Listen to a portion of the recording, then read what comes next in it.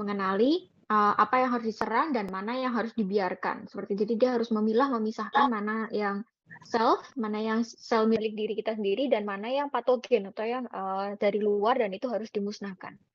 Dan kemudian yang kedua, tugas kedua adalah attack atau dia menyerang, fungsi untuk menyerang itu sendiri. Dan yang ketiga adalah resolusi atau dia setelah proses peperangan itu atau setelah menyerang itu kan kemudian akan ada destruction, akan ada kerusakan. Nah, maka dia akan meresolusi, dia akan kembali tenang dan kembali meregulasi supaya reaksi sistem imun itu tidak berlebihan. Nah, itu juga sama persis yang terjadi pada tumor, pada kasus cancer atau tumor. Nah, yang lebih spesial di sini adalah karena kalau kita tahu patogen atau bakteri, virus itu semua asalnya dari luar. Jadi kita bisa expect bahwa oh ya, sel imun kita tuh pasti mengenali sesuatu yang asalnya dari luar. Nah, yang spesial di sini adalah tumor itu kebanyakan itu terjadi dari dalam sel-sel yang normal yang ada dalam tubuh kita sendiri yang kemudian bermutasi. Kemudian terjadi mutasi sehingga terjadi perubahan sehingga dia muncullah sel-sel yang bermutasi itu jadinya namanya adalah sel tumor atau prekursor dari tumor.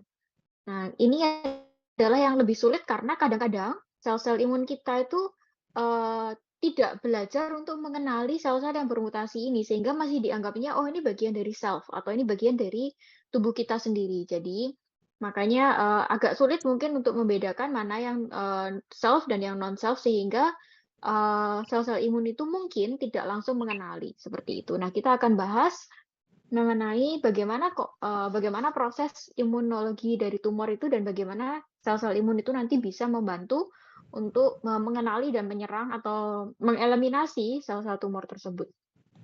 Oke, seperti biasa di sini saya pengen open aja, jadi silakan teman-teman kalau pengen diskusi atau pengen ada yang mau ditanyakan, saya langsung di stop aja boleh, karena saya nggak bisa lihat chatnya ketika saya sedang buka slide, jadi teman-teman silakan langsung unmute sendiri, terus habis itu langsung saya di-sela aja nggak masalah, oke?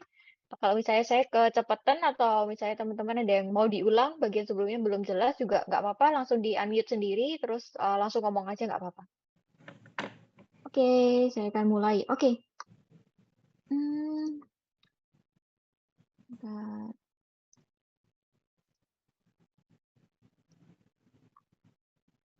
Oke. Nah, saya sekarang mau sedikit mengenalkan mengenai yang namanya hallmarks of cancer.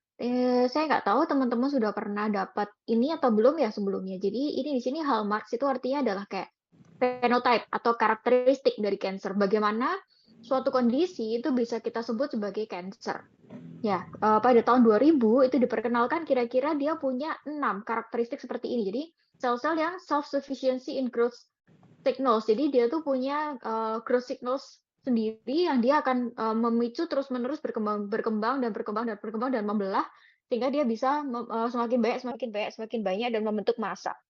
Ya, itu dia yang kita sebut dengan jaringan tumor ya, karena dia membentuk massa yang besar yang melebar dan kemudian bisa menekan jaringan-jaringan sel di sekitarnya. Ya, pada tahun 2000 saya nggak mau bahas banyak-banyak soal tumor, soal hallmarks of cancer ini karena saya percaya mungkin dari kelas-kelas yang lain, dari lecture-lecture sebelumnya sudah pernah dijelaskan ya, karena ini basic banget. Jadi bagaimana mendefinisikan tumor atau apa sih karakteristik yang bisa kita pakai supaya kita bisa mengklasifikasikan atau mengkategorikan suatu massa itu sebagai tumor. Oke. Nah, kemudian yang mau saya tekankan adalah ini muncul teori ini, konsep ini di tahun 2000. Kemudian di tahun 2011 ketika orang-orang sudah mulai banyak dan zaman juga semakin maju ya pastinya, dengan penelitian-penelitian semakin canggih juga, tahun 2011 dari 6 karakteristik ini ditambahi 4. Nah, disinilah baru mulai diperkenalkan bahwa oh ternyata sistem imun itu sangat berperan penting dalam proses patofisiologi dari cancer. Nah, karena kita lihat nih dari tahun 2000, sorry saya keluarin pointer dulu. Oke, kita lihat di tahun 2000 ini nggak ada sedikit pun yang menyinggung soal imun. Jadi ini ceritanya cuma fokus melulu pada sel cancer itu tersebut. Si cancer itu dia bisa berkembang terus-menerus, bisa menghindari proses apoptosis dan seterusnya. Nah, tapi pada tahun 2011 itu barulah dimulai bahwa ternyata sel-sel cancer itu juga mempunyai karakteristik, salah satunya adalah ini, dia bisa meng-avoid. Jadi dia tuh juga bukan hanya dia berkembang dan membelah terus-menerus secara pasif, tapi dia juga secara aktif, ternyata dia tuh menghindari destruksi dari sel imun, menghindari proses pengenalan dari sel imun. Dan yang kedua, ini yang terkait dengan proses imunologi juga, itu adalah adanya inflamasi terus-menerus yang menyebabkan muncul bisa terjadinya tumor. Itu. Jadi proses inflamasi terus-menerus yang bisa mempromosi atau mempromot atau men-trigger, mencetuskan terjadinya mutasi pada sel dan kemudian terjadilah tumor. Nah, inilah mungkin kalau teman-teman semua mungkin pernah dengar ya proses inflamasi terus-menerus itu contohnya seperti apa. Saya nggak tahu teman-teman pernah dengar nggak, misalnya ada yang bilang kalau kita makan pedes nih tempat teman-teman mungkin pada doyan pedes ya. Kalau kita makan pedes terus-menerus nanti lama-lama bisa kanker. Masuk akal nggak kira-kira? Itu kira-kira hoax atau enggak? Hoax. Ya, sebenarnya mungkin teorinya itu dari sini. Karena ketika mungkin kita makan pedes, itu kan ada bagian dari sel-sel di dalam tubuh kita, mungkin dari bagian mulut, kemudian dari bagian usus, kayak gitu, yang itu tuh rusak atau mungkin kan teman-teman tahu ya bahwa sorry saya lupa istilahnya apa, capsaicin atau salisin atau sesuatu itu yang terkandung pada cabai atau yang pedes itu juga bisa merusak atau dia mengubah sel-sel di dalam usus kita, pelapis di mulut atau di dalam usus kayak gitu. Sehingga mungkin kalau terus-menerus terjadi seperti ini, sehari makannya 5 kali pedes terus, cabainya 20 kayak gitu ya, bisa kita expect bahwa sel-sel itu akan terus-menerus bekerja keras, dia akan terus-menerus bermutasi, sehingga akan ada kemungkinan buat muncul mutasi atau tumor-tumor tersebut. Saya nggak bilang makan pedas pasti jadi kanker, enggak ya. Tapi kita ngomong di sini adalah masalah tumor promoting inflammation. Jadi ada inflamasi yang terus-menerus terjadi di dalam tubuh kita, dan itu menyebabkan terjadinya tumor. Nah, satu lagi nih yang paling terkenal sekarang mungkin adalah teman-teman pernah tahu infeksi HPV, Human Papilloma Virus? Nah, infeksi HPV itu kalau pada cewek, pada cowok, terutama pada cewek ya sekarang, itu kan terjadinya pada alat kelamin, terutama mungkin pada bagian serviks atau pada bagian uterus seperti itu. Nah, itulah yang sering menimbulkan atau mencetuskan terjadinya cancer cervix atau cervical cancer. Gitu. Nah, itu juga sama karena ada infeksi dari virus, ada infeksi dari HPV tadi, sehingga sel-sel imun kita itu terus-menerus itu akan berusaha menonaktifkan atau menyerang si virus, tapi karena ada reaksi inflamasi berlebihan di sana, dia justru akan men-trigger atau mencetuskan terjadinya mutasi dari sel. Ya, kira-kira seperti itu. Ya, ini adalah pada tahun 2011 itu diperkenalkan ada 11 hallmarks of cancer, di mana dari 11 itu ada 2 yang diperkenalkan adalah peran sistem imun dalam proses terbentuknya kanker. Gitu. Jadi ada 2 ya. Yang pertama, dia sel-sel kanker ini dia bisa meng-avoid, dia bisa menghindari proses eliminasi dari sel imun. Dan yang kedua, reaksi imun yang berlebihan sendiri itu dan bisa menyebabkan mutasi sel dan terjadinya kanker. Nah, sejak tahun 2011 inilah maka mulai bermunculan terapi-terapi yang tujuannya adalah untuk mentarget proses inflamasi atau kembali meregulasi sistem imun kita supaya dia lebih kuat. Jadi membekali sel-sel imun kita supaya mereka lebih kuat untuk melawan sel-sel kanker tersebut yang tadinya mereka bisa avoid, yang tadinya mereka bisa menghindari, sekarang diperkuat sehingga mereka bisa mengenali dan melawan kanker tersebut. Kira-kira seperti itu. Nah, itu nanti yang saya akan jelaskan lebih lanjut karena nanti akan berkaitan dengan yang namanya imunoterapi. Oke. Nah, oh ya, ini juga. Jadi sebenarnya dari hallmarks of cancer ini kan semuanya ke 10-10-nya ini mereka berperan. Mereka mempunyai faktor proses masing-masing yang memproses terjadinya cancer.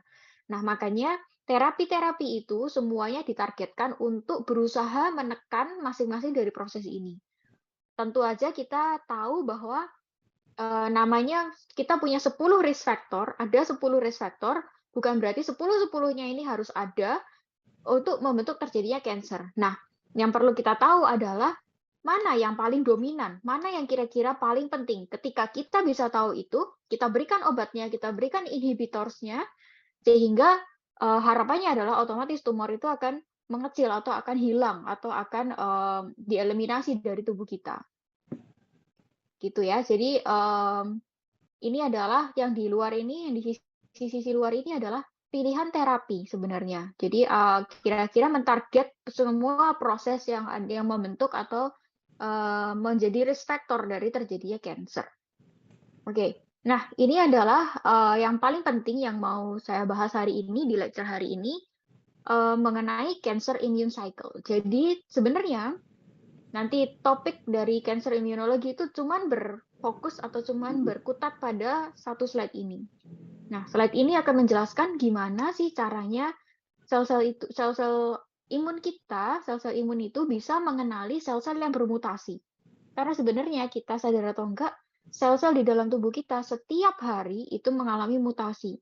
Tapi harapannya adalah selalu bisa ditekan, sehingga dia tidak berkelanjutan. Seperti itu. Jadi mutasi-mutasi ini bisa berasal dari mana aja ya, dari makanan-makanan yang kita makan, dari lifestyle sehari-hari, terus dari ya banyak ya, dari infeksi mungkin ya, atau patogen yang masuk ke dalam tubuh kita, segala macam itu. Nah, bagaimana proses sistem imun itu mengenali sel-sel yang bermutasi sejak awal, sejak dini, sehingga mereka tidak sempat berkembang biak dan menjadi tumor atau menjadi cancer itu tadi. Oke, sekarang kita bakal bahas satu persatu pelan-pelan karena ini konsep dan basicnya banget. Saya harap teman-teman benar-benar paham soal ini ya. Oke. Nah, yang pertama kita lihat di nomor 1 sini, otomatis ketika ada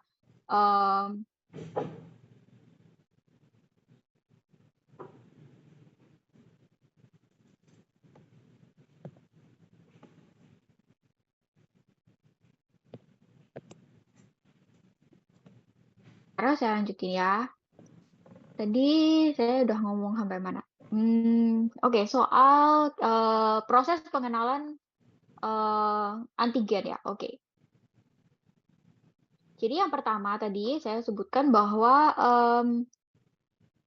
akan terjadi rilis, akan terjadi proses pengeluaran sinyal-sinyal yang dari sel-sel yang bermutasi tersebut yang kemudian akan dikenali atau ditangkap oleh sel-sel imun kita. Nah, seperti biasa sel-sel imun kita itu adalah APC ya, jadi dendritic cell atau antigen presenting cells. Nah, ini adalah sel-sel yang tugasnya sejak awal mengenali antigen, mengenali kira-kira ada musuh yang masuk ke dalam tubuh kita atau ada sel-sel yang mungkin berbeda, kok kayaknya beda ya, ini siapa ya, kok nggak kenal, kayak gitu. Dia akan mengenali dan kemudian dia akan mempresentasikan antigen tersebut kepada sel T. Ya, ini ya proses ketiga namanya adalah priming and activation. Dari sel-sel dendritik atau dari antigen presenting cells tersebut akan diperkenalkan kepada sel T. Sel T adalah yang adaptive immunity atau yang dia perannya lebih taktis ya, lebih strategik seperti itu. Dia mengenali dulu, dia belajar dulu nih musuhnya kira-kira mampannya dengan cara apa, kayak gitu, baru kemudian dia menyerang. Nah, kemudian dari situ dia sel-sel tersebut ini setelah dia belajar, setelah dia tahu oh jenis musuh apa ya yang akan saya lawan, kemudian dia akan trafficking.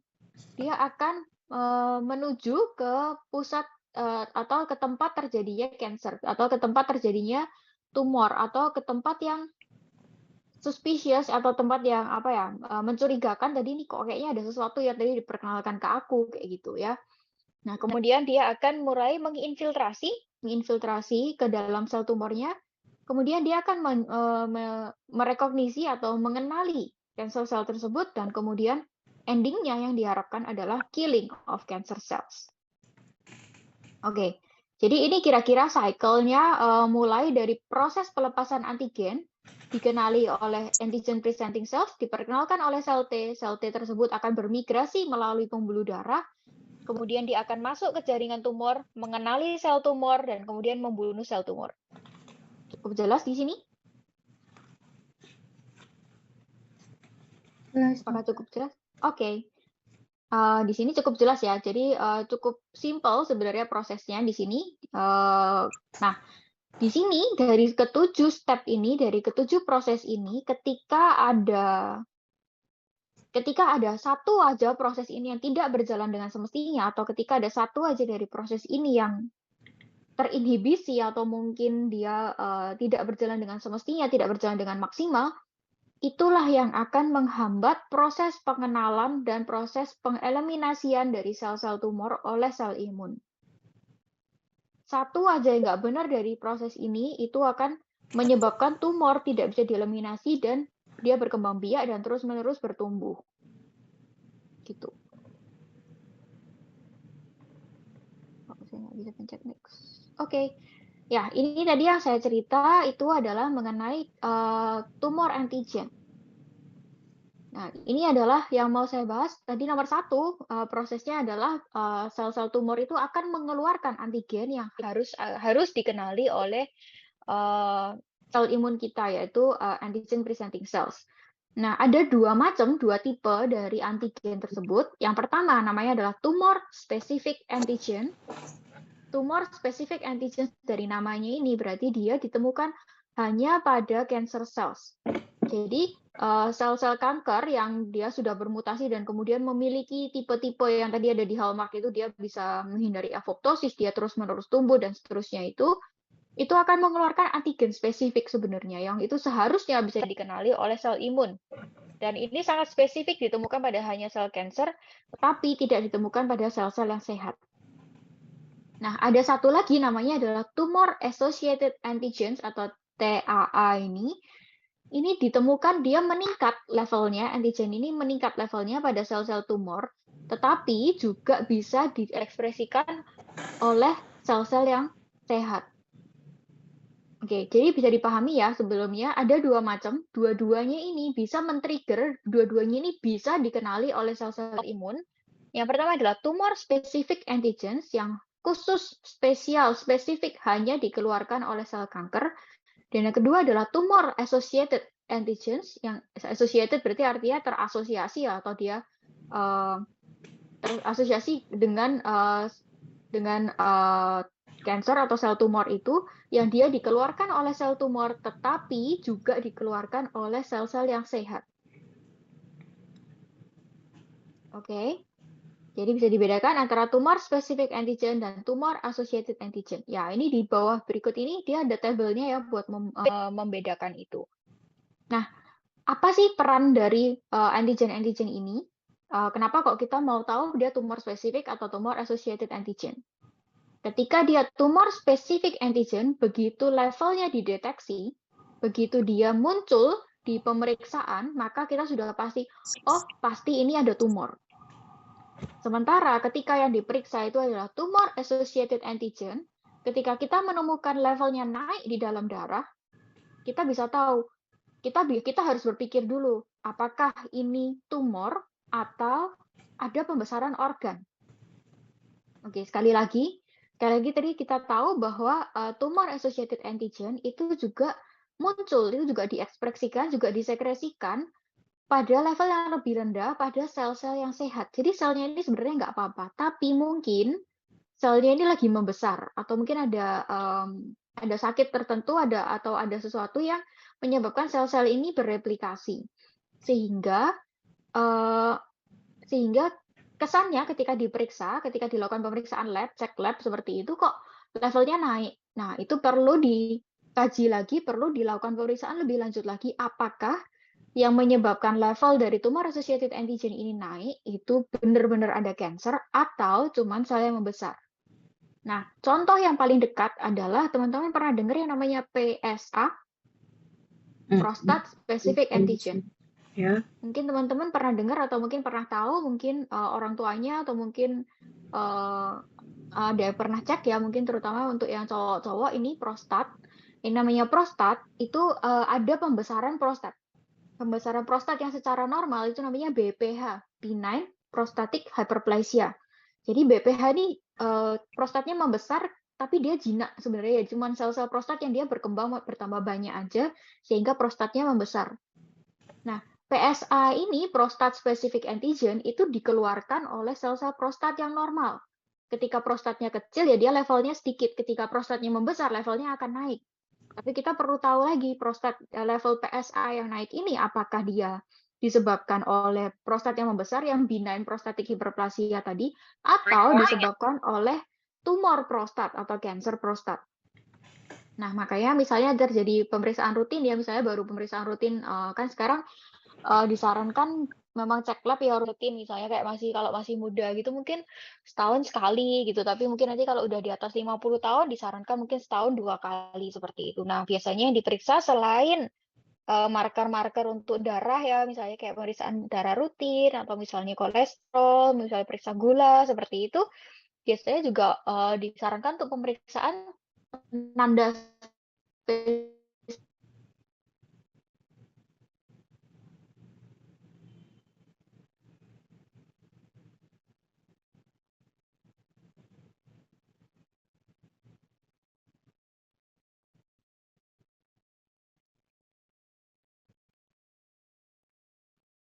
atau 10. Nah, itu kita perlu pastikan lagi apakah ini betul-betul karena tumor atau karena memang dia membesar, tapi yang memang karena selnya membesar aja, karena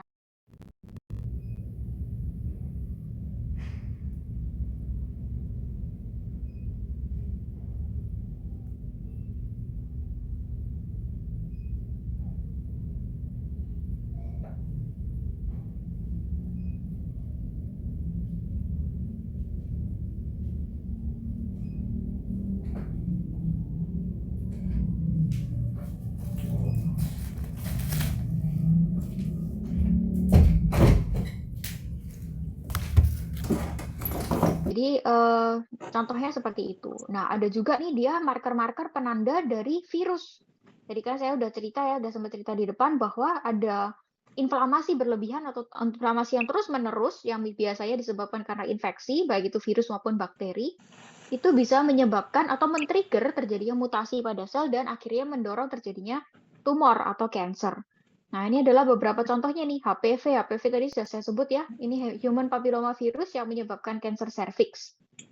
HBV hepatitis B virus. Hepatitis B, virus hepatitis B. Teman-teman pasti udah bisa nebak ya, ini berarti bisa terkorelasi dengan kanker liver. EBV atau Epstein-Barr virus ini sering terasosiasi dengan kanker nasofaring atau NPC, nasopharyngeal cancer. Ya, dan seterusnya, kira-kira seperti itu. Jadi tergantung dia menyerang organ di mana, kemudian bisa menyebabkan bisa menyebabkan mutasi dan bisa menyebabkan terjadinya kanker di organ tersebut. Itu tadi masalah antigen untuk mengenali. Oke. Nah, kemudian saya lanjutkan lagi. Jadi key of successful immune elimination. Jadi bagaimana kita bisa memastikan bahwa sistem imun kita itu bisa mengeliminasi sel-sel tumor atau sel-sel kanker. Oke. Yang pertama, imun sistem bisa melindungi kita dengan mengeliminasi atau menekan infeksi virus. Tadi kan saya sudah sebutkan juga virus-virus tersebut bisa menginduksi terjadinya kanker. Jadi makanya ketika ada virus infection itu harus dieliminasi sampai tuntas. Dia harus ditekan sampai tuntas karena kadang-kadang sistem imun itu bisa mengeliminasi, tapi karena virusnya cukup kuat, mereka tuh sistemnya bukan tereliminasi sampai mati, sampai habis, tapi mereka sistemnya hanya istirahat atau dorman.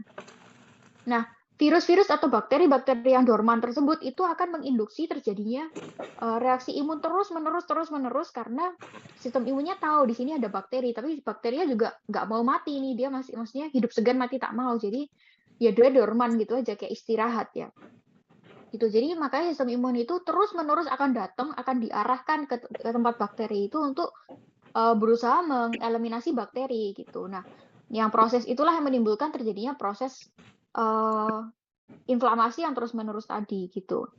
Nah, yang kedua tadi setelah dia berhasil mengeliminasi, jangan lupa dia harus resolusi. Ya, sekali lagi kalau tidak ada resolusi yang baik, kalau misalnya terjadi prosesnya terus-menerus ya sama aja akan menimbulkan terjadinya cancer. Nah, yang ketiga, imun sistem bisa secara spesifik mengidentify, jadi mengenali dan mengeliminasi sel-sel tumor melalui ekspresi mereka. Jadi tadi kan kita tahu sendiri bahwa sel-sel yang bermutasi menjadi sel tumor itu dia sebenarnya tuh sudah ada hallmark-hallmarknya tadi. Contoh dia bermutasi terus, dia bereplikasi terus-menerus, dia tidak bisa dibunuh atau dia bisa menghindari apoptosis dan seterusnya. Nah, sel-sel tumor itu harapannya dia bisa mengenali sel-sel yang sifatnya seperti itu dan kemudian langsung diidentifikasi dan dieliminate. Nah, itulah yang kita sebut, semua proses itu kita sebut sebagai immunosurveillance. Nah, sesuai namanya, immunosurvey, jadi dia akan terus-menerus memonitor kira-kira sel-sel mana nih yang bermasalah atau yang harus diselesaikan, sehingga tidak terjadi proses pertumbuhan terus-menerus seperti itu. Jadi eliminasi sebelum mereka menyebabkan harm atau menyebabkan kerusakan. Oke, ya ini tadi adalah proses dari cancer immunosurveillance. Nah, kemudian apa yang bisa terjadi? Ya, kita pasti harapannya adalah nomor satu adalah dieliminasi. Ketika terjadi immunosurveillance, kemudian dia mengenali, oh ini nih, kayaknya nih perlu dihajar nih, perlu disingkirkan.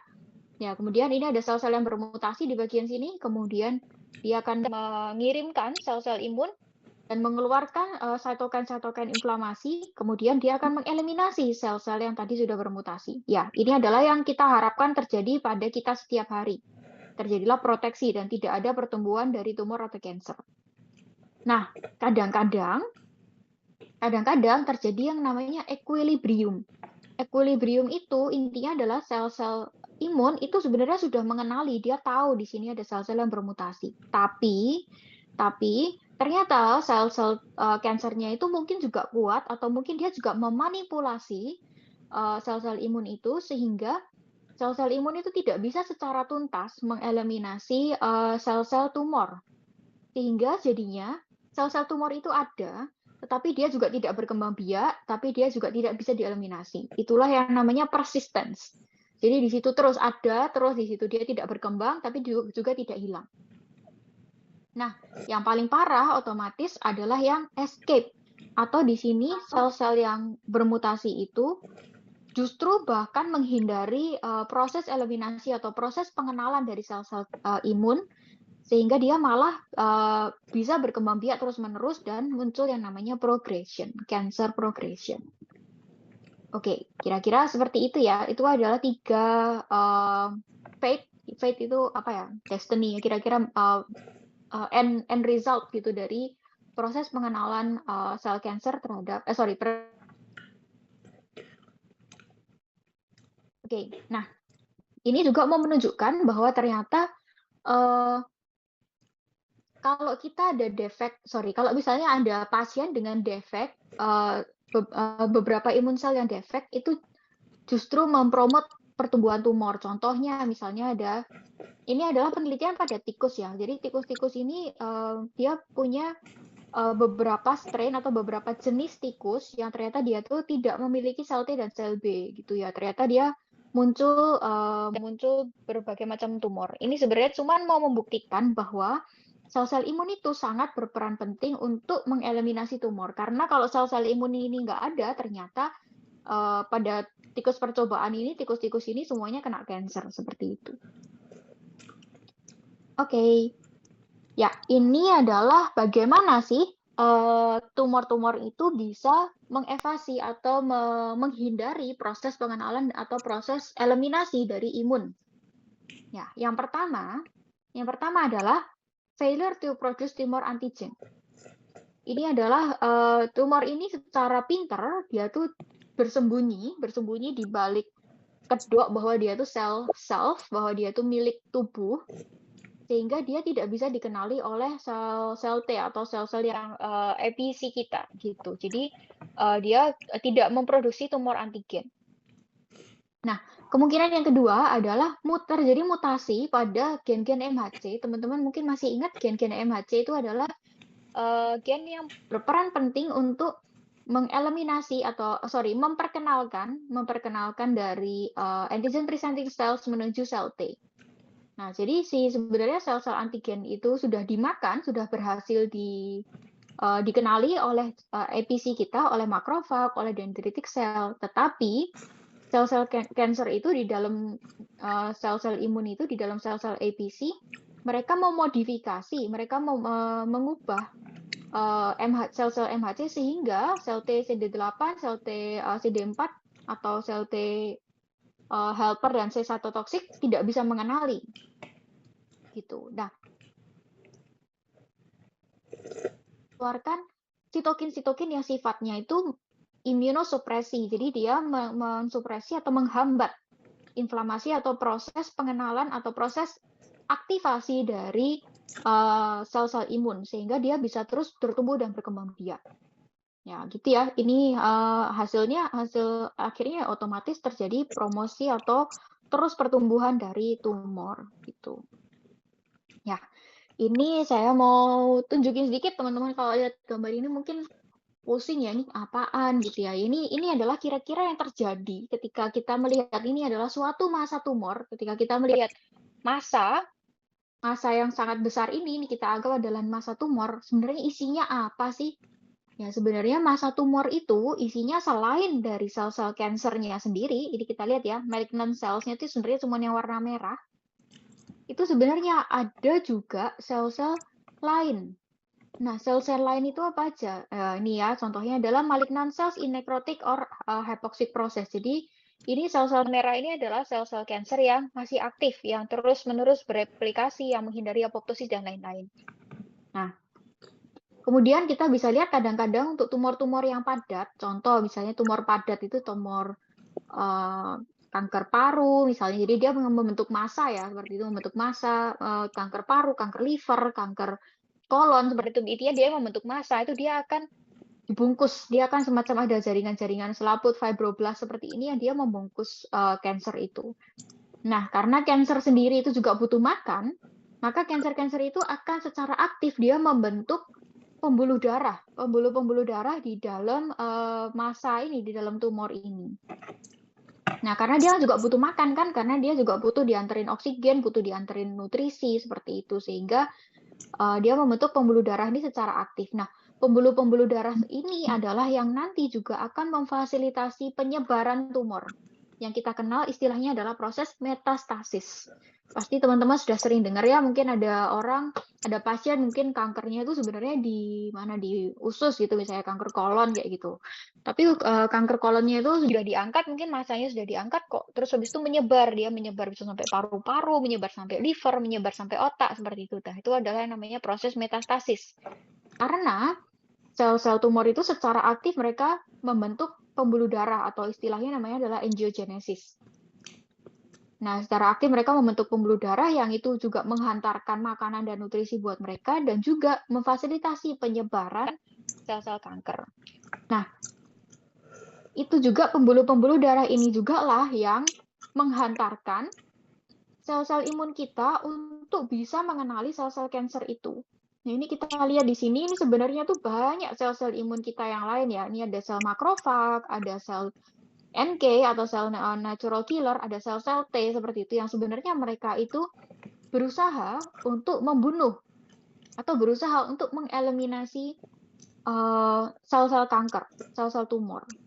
Ya, kita lihat di sini ketika dia banyak infiltrasi dari sel-sel imun, di sini ya banyak makrofag itu, kita lihat sebenarnya ada beberapa area yang di sini itu sudah nekrosis atau sebenarnya dia sudah dimatikan oleh sel-sel imun kita. Ini adalah beberapa area yang kira-kira sudah dimatikan oleh sistem imun kita. Tapi masih juga ada beberapa area lain yang dia tuh masih seger, itu yang warna merah-merah ini ya gitu. Itu artinya karena sel-sel ada dua kemungkinan. Yang pertama, sel-sel imun kita itu belum bisa mengeliminasi sel-sel tersebut. Yang kedua adalah justru sel-sel imun kita ini dimanipulasi oleh sel-sel kanker supaya mereka tuh justru menyediakan nutrisi dan energi yang dibutuhkan untuk sel-sel kanker tersebut berkembang biak.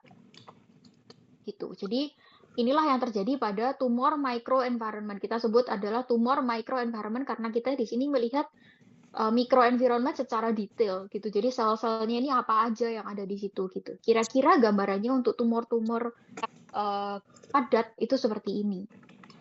Gitu. Jadi ada infiltrasi dari sistem imun yang mana sistem imun itu berusaha untuk mengeliminasi kanker, tapi di sisi lain kadang-kadang sel-sel imun sendiri ini mereka justru dimanfaatkan atau dimanipulasi oleh sel-sel kanker untuk memfasilitasi pertumbuhan dan progresi dari kanker. Oke, nah ini tadi yang saya sudah cerita secara singkat ya. Jadi ada dua macam yang terjadi pada tumor microenvironment. Yang pertama adalah yang kita harapkan otomatis ya. Jadi sel-sel imun itu akan membunuh sel-sel tumor. Nah, caranya macam-macam ya, ini dengan misalnya contohnya ini makrofag tipe 1 itu akan menginduksi terjadinya fagositosis. Nah, kemudian ini natural killer cell, dia akan mengeluarkan granzim dan perforin. Granzim dan perforin ini dua-duanya adalah enzim yang dia akan menginduksi sel-sel untuk menjadi lisis. Jadi sel-sel tersebut akan pecah. Nah, kalau selnya pecah otomatis kan dia anggap aja mati ya gitu. Nah, kemudian sel-sel yang lain ini contohnya dia akan memfagositosis sel-sel kanker. Ini adalah neutrofil ya, sel neutrofil. Dia akan memfagositosis sel kanker. Kemudian dia juga dendritic cell juga memfagositosis dan seterusnya. Nah, ini ada sel T helper juga.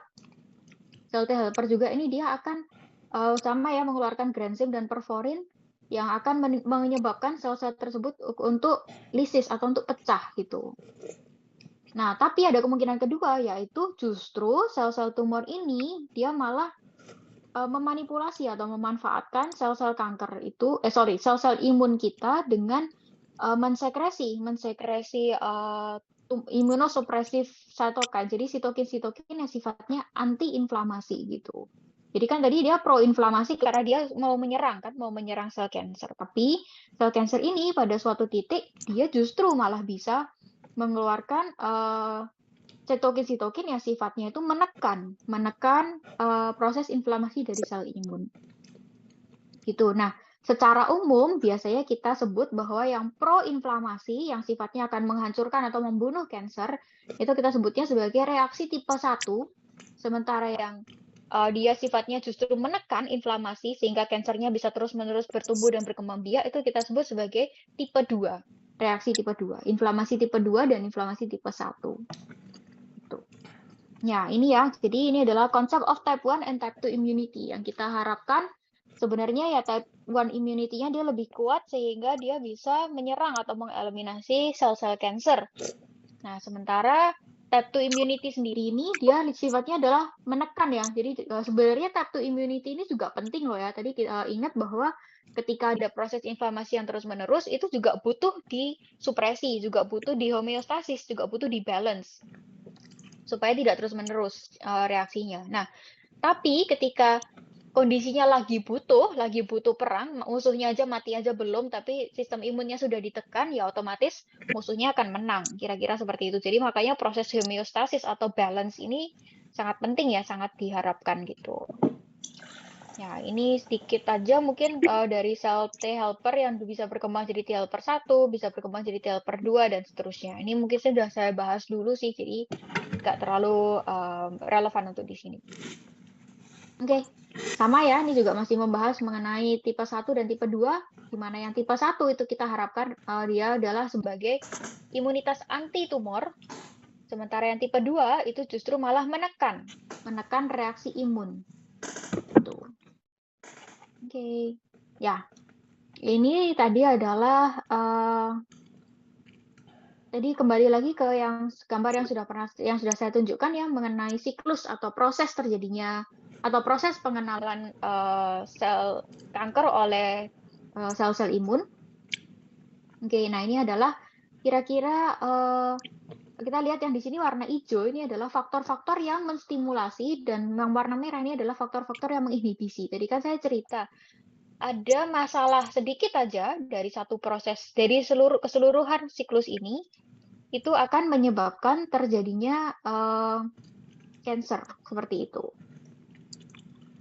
Ya, ini yang contoh ya di sini adalah immunogenic cell death. Jadi ketika ada sel kanker yang mati, otomatis dia akan mengeluarkan antigen. Nah, ini stimulatory. Nah, tapi ketika misalnya sel death-nya ini tolerogenic atau misalnya dia matinya ini dia disembunyikan seperti itu sehingga dia tidak mengeluarkan antigen, maka tidak ada pelepasan antigen. Kira-kira seperti itu. Ya ini nggak perlu dihafalin sih, cuman saya pengen teman-teman tahu bahwa ada proses-proses yang dia akan mempromot atau menstimulasi proses ini supaya bisa berlangsung dengan baik, tapi juga ada proses-proses lain atau misalnya ada sitokin atau enzim-enzim atau kejadian-kejadian lain, event-event lain yang justru malah akan menghambat. Kira-kira seperti itu. Ya, kemudian ketika kita sudah tahu di sini bisa ada masalah, di setiap proses ini bisa ada masalah, maka kita juga tahu bahwa kita bisa mencarikan solusi. Ya, ini dia ya. Gitu. Nah, kalau kira-kira nih, ini teman-teman pasti sudah sangat paham ya, sudah sangat sering dengar masalah kemoterapi, radiasi terapi, dan lain-lain. Nah, sebenarnya tujuan atau purpose atau harapan dari dari proses kemoterapi, radiasi, dan selanjutnya ini sebenarnya itu adalah membunuh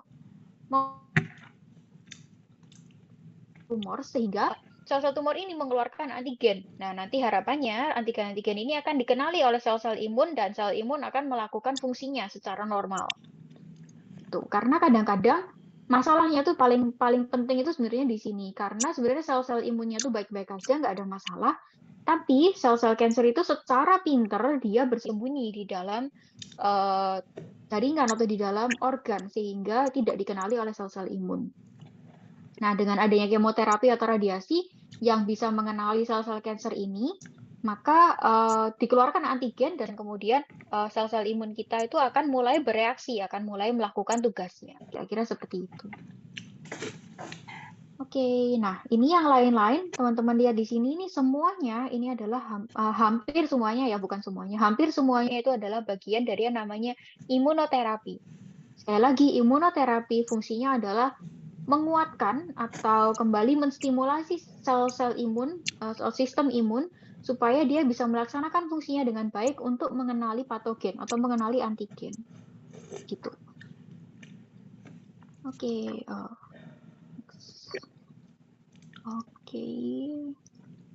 Oke. Nah, ini satu lagi yang mau saya singgung adalah mengenai exhaustion of T cells. Nah, tadi kita tahu bahwa salah satu konsep, salah satu proses atau faktor resiko yang bisa mencetuskan terjadinya kanker adalah proses inflamasi yang terus-menerus.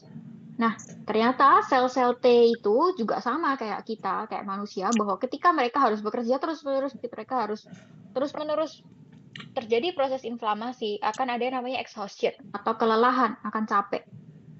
Gitu. Nah, sel-sel yang capek itu lama-lama mereka akan istilahnya bebal mungkin ya, mereka akan ya nggak mau lagi lah, aku nggak mau mengenalin lagi di sini ada apa, nggak mau dikenalin seperti itu. Nah, makanya ketika dia diperkenalkan oleh meskipun dia APC-nya di sini, antigen presenting-nya di sini dia strong ya, dia tetap mengambil antigen dan memperkenalkan kepada sel T. Ketika sel T-nya ini dia sudah lelah ya, mereka cuma sekedar diterima gitu aja, tapi dia tidak teraktivasi dan tidak mencetuskan nggak bikin strategi lah, kira-kira seperti itu, gimana ya supaya bisa menyerang atau mematikan antigen ini gitu. Nah, makanya ada salah satu jadi ketika sel T tersebut lelah, makanya dia kan tidak bisa diaktifasi gitu ya. Nah, tapi ternyata sel-sel kanker itu juga bisa mengeluarkan suatu molekul atau suatu senyawa yang dia itu bisa men-trigger kelelahan pada sel T. Jadi sebenarnya sel T-nya itu nggak ngapa-ngapain, dia ya mungkin masih seger, sebenarnya masih fungsional, tapi dia ada antena di bagian sel T itu yang menangkap sinyal yang seolah memberitahu bahwa kamu tuh lelah, kamu istirahat. Nah, padahal yang ngasih dia sinyal itu adalah dari sel kanker. Itu. Jadi sel kanker ini mengeluarkan sinyal-sinyal atau mengeluarkan molekul tertentu yang dia itu dikenali oleh antenanya dari sel T, yang kemudian sel T itu mendeskripsikan itu sebagai, oh aku capek ya, aku nggak boleh kerja lagi, aku suruh istirahat. Kira-kira seperti itu. Nah, itu adalah salah satu cara dari sel kanker bagaimana dia bisa mengescape. bisa meng-escape immunosurveillance gitu tadi. Karena dia mengeluarkan antigen itu. Nah, antigen itu adalah yang kita kenal namanya adalah PDL1 dan 2. PDL1 dan 2. Oke. Nah, sementara sel T kita itu mempunyai reseptor namanya adalah PD1, PD1. Ya, ketika reseptor ini diaktifkan, dia akan mendapat informasi bahwa kamu sudah capek, kamu istirahat. Makanya sel T tidak akan bekerja lagi. Nah, tapi karena si sel-sel tumor itu mempunyai yang namanya PDL, L ini adalah singkatan dari ligan ya. Jadi ligan dari PD1 ini, mereka mengeluarkan ini yang akan dikenali oleh sel T, makanya seolah sel T itu dikasih tahu bahwa kamu istirahat aja nih, nggak usah diserang kayak gitu, kira-kira seperti itu. Nah, makanya sekarang muncul terapi imunoterapi yang namanya anti PDL1 atau anti PD1. Nah, tujuannya adalah supaya menghindari proses rekognisi, jadi supaya sel-sel kanker ini tidak mengeluarkan PDL1-nya supaya bisa diikat oleh PD1 di sini. Jadi mereka memutus gitu supaya sel T-nya ini mereka energik terus. Sel T-nya ini semua mereka bisa beraktivitas secara terus-menerus secara efektif. Kira-kira seperti itu.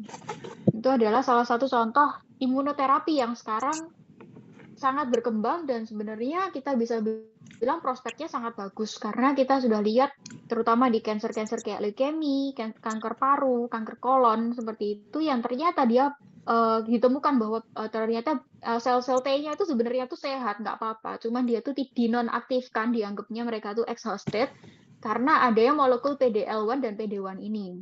Nah, makanya ketika pasien-pasien dengan kanker seperti ini diberikan anti-PD1 atau anti-PDL1, maka responnya sangat bagus karena kemudian sel T-nya kemudian akan terus beraktivasi lagi dan dia bisa mengenali sel tumor secara spesifik dan akhirnya terjadilah eliminasi dari tumor gitu. Makanya respon terapinya sangat bagus gitu.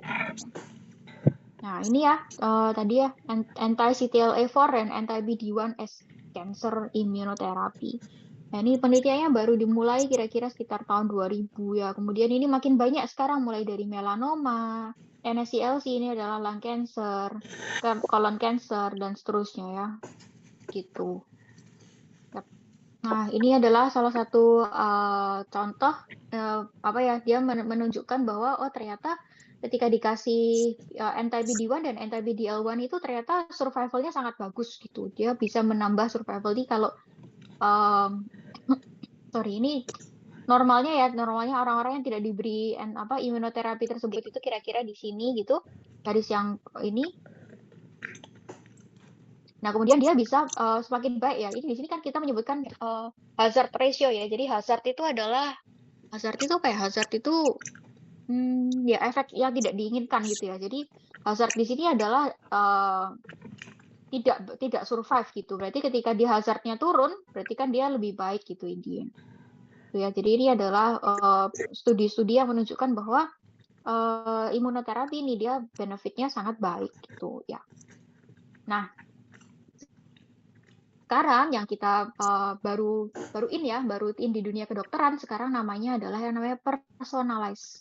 Karena ternyata tidak semua orang yang tadi meskipun tadi kita sudah lihat ya, oh ini sangat baik nih gitu. Tapi kita lihat nih di sini ada range loh gitu. Kita lihat nih salah satu studi ini dia menunjukkan ini tuh range. Jadi ada orang yang bahkan sampai segini nih hazardnya berkurang sampai segininya, tapi ada juga yang ternyata nggak ada efek apa-apa, bahkan mungkin hazardnya meningkat gitu ya. Ini juga ada orang dari sini range-nya, ada orang di sini nih. Ya, kita harapannya kan semua pasien di sini ya, jadi hazardnya berturun. Tapi ada juga pasien-pasien yang ternyata meningkat. Nah, itulah yang menyebabkan sekarang muncul tren namanya personalized. Jadi dicek dulu gitu. Nah, sama yang tadi saya bilang di depan bahwa meskipun ada sekarang dikenali adalah 10 hallmark of cancer, tapi apakah semuanya itu ada pada cancer belum tentu. Gitu. Jadi contoh tadi sel T yang exhausted tadi ditemukan karena adanya PD1 dan PDL1. Apakah semua orang dengan cancer terus sel T-nya exhausted? Belum tentu. Makanya ketika orang-orang dengan cancer yang sel T-nya betul-betul exhausted, dia efeknya pasti akan sangat baik. Tapi kalau misalnya ternyata selnya baik-baik aja, masalahnya bukan karena sel T-nya exhausted, mungkin sel B-nya, mungkin APC-nya, mungkin pengenalan antigennya dan lain-lain. Jadi ketika dia dikasih anti-PD-1 atau anti-PD-L1, dia nggak ada efek kayak gitu. Kira-kira seperti itu. Jadi makanya sekarang mulai diperkenalkan untuk seleksi. Jadi diseleksi dulu, dipilih-pilih dulu mana pasien yang kira-kira bakal benefit dari treatment tertentu. Kira-kira seperti itu. Karena yang namanya imunoterapi sampai sekarang itu masih sangat-sangat mahal dan tidak ditanggung oleh jaminan apapun.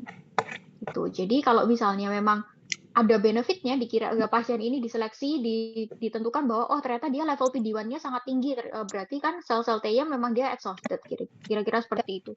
Kalau dia dikasih anti-PD-1, otomatis benefitnya akan sangat tinggi, kira-kira gitu.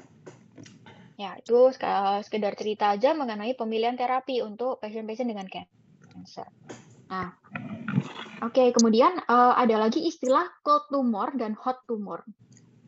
Nah, yang namanya cold tumor itu adalah tumor-tumor yang dia tuh tidak diinfiltrasi oleh sel imun. Jadi seolah tumor ini tuh sangat secluded, sangat terisolasi, dan sel-sel tumor, sel-sel imun itu tidak bisa masuk, tidak bisa mengenali atau tidak bisa masuk ke dalam jaringan tumor tersebut.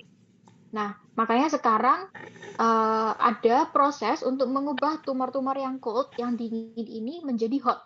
Nah, di mana hot ini kebalikannya ya, yang hot tumor ini berarti kan dia banyak sel-sel cancer yang, sel-sel imun yang dia akan masuk atau mengenali sel-sel cancer tersebut, gitu. Ya. Oke, nah ini sekarang saya menyinggung sedikit, tadi kita di depan sudah ngomongin mengenai hallmarks of cancer. Pada tahun 2000 ditemukan ada sekitar 6 hallmarks of cancer. Pada tahun 2011 ada 10, ada ketambahan 4 ya tadi, yang 2 diantaranya mulai menyinggung soal sistem imun, peran sistem imun terhadap perkembangan dari cancer.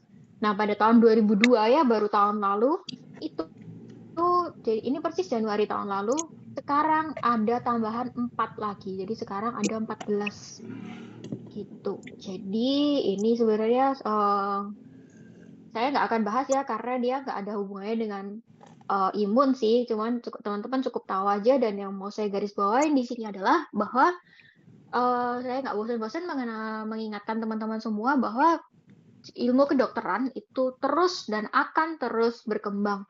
Jadi ketika kita sign up buat jadi mahasiswa kedokteran, kita daftar, kita sign up untuk jadi dokter, berarti kita juga sign up untuk menjadi long life learner. Kalau ilmunya teman-teman masih stuck di tahun 2000, ya mungkin teman-teman nggak akan tahu yang namanya imunoterapi. Gitu. Nah, ketika nanti sekarang di tahun 2002 ditemukan 4 lagi yang lain, bukan nggak mungkin akan muncul jenis-jenis terapi yang baru yang mungkin akan lebih lebih tokcer mungkin ya, akan lebih mempan gitu untuk melawan cancer. Kira-kira seperti itu. Oke, materi saya hari ini sampai di sini. Mungkin ada teman-teman yang mau tanya dulu.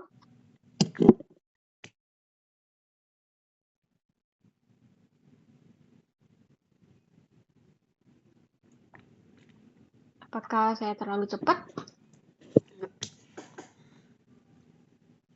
Clear.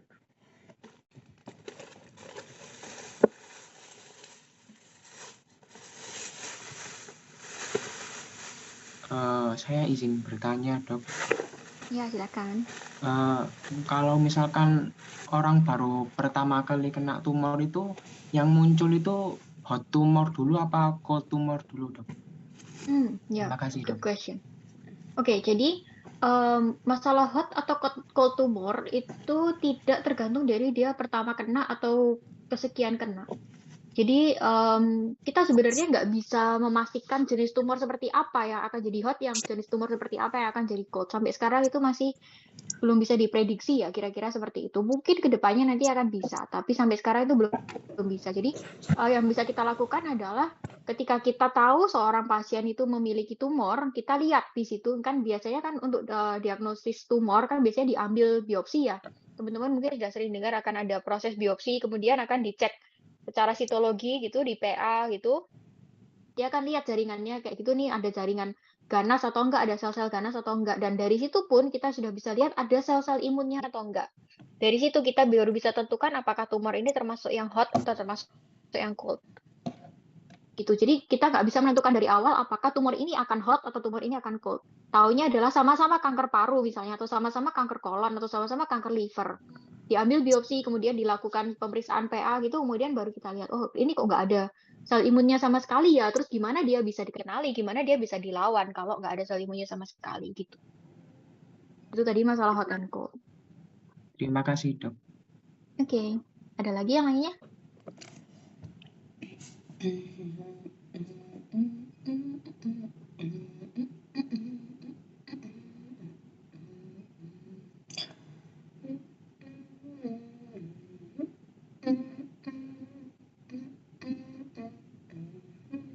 Oke, kalau nggak ada kayaknya waktu saya juga udah habis ya.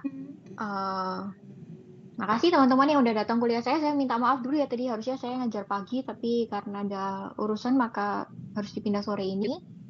Dan minggu depan kayaknya udah ujian ya, ujian blok. Jadi selamat ujian, sukses-sukses semuanya, dan semoga ilmunya bermanfaat. Ya, saya harap ilmu ini saya nggak pengen teman-teman cuma pakai sampai ujian, habis ujian menguap ya, meskipun ya biasanya gitu sih. Makanya saya ingetin teman-teman untuk jangan malas terus mengupdate ilmu. Jadi meskipun nanti habis ujian kira-kira ya udah menguap gitu ya, jangan malas untuk buka ulang, untuk baca-baca ulang. Karena ya sekali lagi ilmunya akan berkembang terus. Nanti sekarang kan kalian baru masuk ya, mungkin semester berapa ya teman-teman?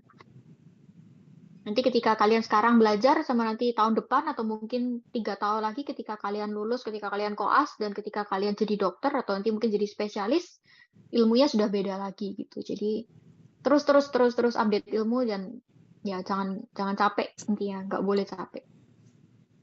Oke, gitu aja. Selamat sore teman-teman.